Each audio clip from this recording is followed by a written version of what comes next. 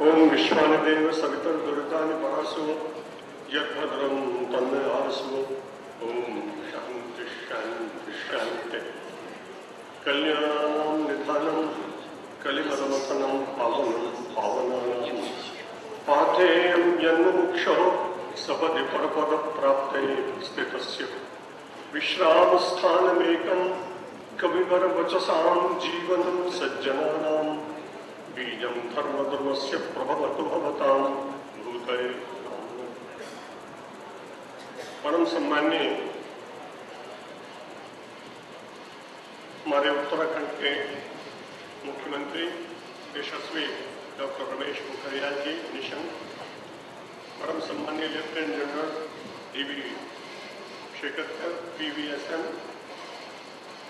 परम सम्मान्य पद्म विभूषण डॉक्टर अनिल काकोडकर जी, परम सम्मान्य श्री इंद्रेश कुमार जी, परम सम्मान्य श्री बाल देसाई जी, परम सम्मान्य lieutenant general BM Patil PVSM, जिनका नाम मुझे पहले लेना चाहिए था, जिनको मैं सात्विक वेश में इस देश का सर्वश्रेष्ठ महात्मा के रूप में मानता हूं, ऐसे राष्ट्रीय स्वयंसेवक संघ के सरसंघ चालक मोहन भागवत,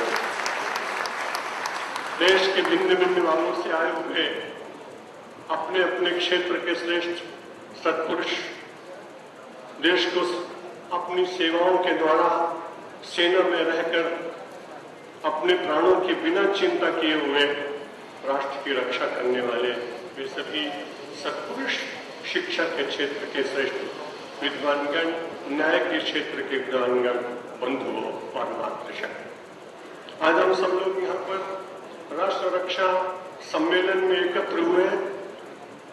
राष्ट्र नहीं रहेगा तो संस्कृति नहीं रहेगी। राष्ट्र और संस्कृति का अन्योन्याश्रय संबंध है।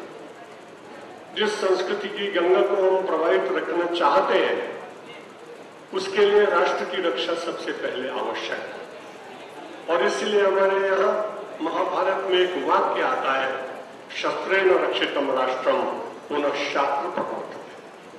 शस्त्र के द्वारा राष्ट्र की रक्षा पहले करना चाहिए और शास्त्र उसके बाद अपने आप सदाचारी जीवन के लिए प्रेरणा देने के लिए उपस्थित हो जाएंगे। 2010 के इस महाकुंभ में जहां आप सब लोग पधारे हैं, यदि मेरा वो अधिकार क्षेत्र होता तो प्रतिदिन यहाँ अखाड़ों में नए महामंडलेश्वरों के पट्टाभिषेक हो रहे हैं। यदि मुझे यह अधिकार होता तो मैं निश्चित रूप से आप 800 लोगों को इस देश के महामंडलेश्वर बनाकर और यहाँ से देश की रक्षा के लिए संकल्प लेकर सब लोग जाए।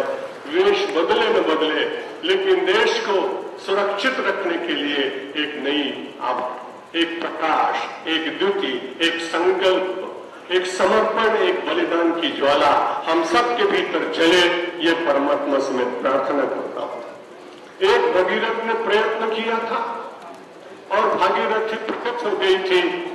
मेरा पूरा विश्वास है आप सब यहाँ भगीरथ के रूप में आए हैं और राष्ट्र रक्षा की गंगा प्रवाहित होगी और देश का युवक निश्चित रूप से प्रेरणा प्राप्त करेगा।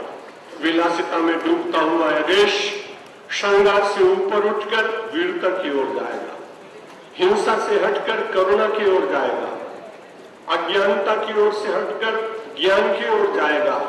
केवल भौतिक विद्या नहीं, साविद्या या विमुक्त है जिसके द्वारा मुक्ति प्राप्त होती है, उस अध्यात्म विद्या की ओर भी जाएगा। मैं भगवान शंकर से, माता गंगा से, समस्त देवताओं से प्रार्थना करता हूं कि हिमालय से जैसी दृढ़ता हम सब के भीतर राष्ट्र रक्षा के लिए जागे।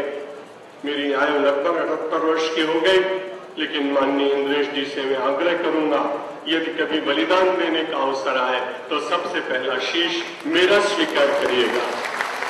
आशीर्वाद देने का मुझे अधिकार नहीं, प्रार्थना का थोड़ा सा अधिकार परमात्मा ने दिया है।